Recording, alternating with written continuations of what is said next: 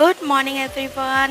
আজকে আবারও একটা নতুন মিনি ব্লগ নিয়ে চলে এসেছি। এটা হচ্ছে আমার লাস্ট এবছরের বার্থডে সেলিব্রেশন ভিডিও, যেটা আমার অফিসে হয়েছিল। আর একটা কথা বলতে চাই, জীবনে মানুষের সংখ্যা কম হলেও ক্ষতি নেই, কিন্তু যারা থাকবে তারা যাতে তোমাকে খুব ভালোবেসে রাখে।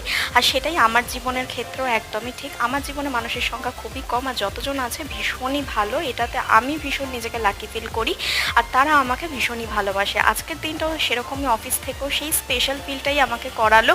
আর এদিকে দেখতে পাচ্ছ, দীপান্বিতা কিন্তু একদম টেবিলের ওপরে উঠে আমাকে স্প্রে করতে শুরু করে দিয়েছে। এটাই একটা আনন্দ। আর এখানে কিন্তু স্যার সবার জন্য পকোড়া আনিয়েছিল বার্থডের উপলক্ষেই।